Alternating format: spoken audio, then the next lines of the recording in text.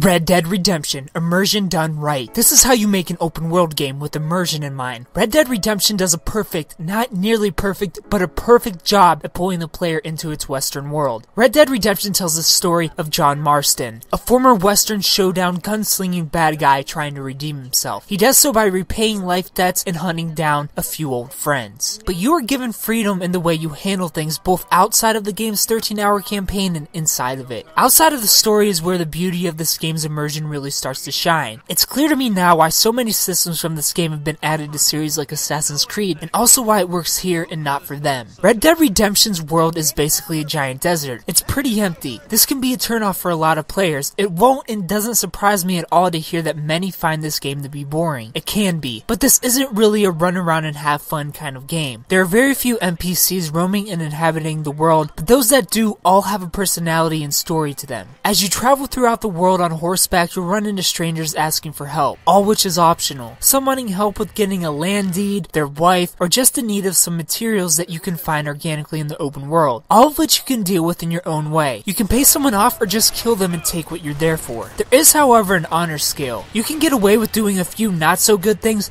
but if you terrorize the world, the NPCs will react to you in a bad manner. Adding to their organicness, you can also pick flowers, herbs, and hunt and skin animals. Hunting in Red Dead Redemption feels so right because the animals feel alive and real like other NPCs. They don't feel like they are triggered or spawned into the world. They feel like they live there. Everything down to the mechanics screams immersion. The game asks for physical input in both running and controlling your horse. You have to pay attention to the game. You can't just hold a button and go. It definitely takes time to get used to such a system of immersive mechanics, but once you do, you'll greatly appreciate it. Where the game does lose its spark, at least for me, is about 1/3 of the way through the campaign. While the story really is great and the characters are brilliant, the mission design after the first third of the game all plateaus. At first you're doing immersive tasks like hurdling cows in a bad storm, going out to catch a wild horse, really bringing the world to life. But later in the game it gets massively boring and repetitive. It turns into a lot of cover-based follow the marker, third-person shooter, and ride shotgun while you take out the bandits following you over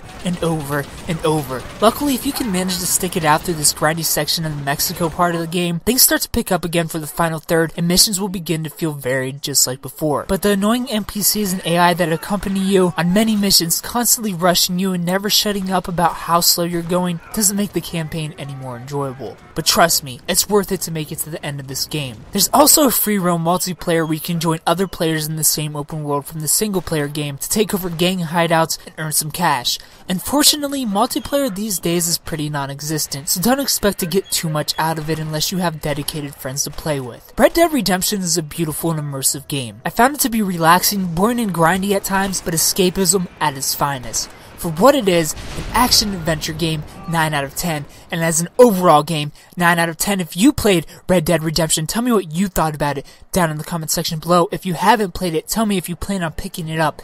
Thumbs up if you liked the video, subscribe if you're new to the channel, and tune in 2 weeks for the Season 5 premiere of First Impressions where you find out what game we're playing next. Thanks for watching.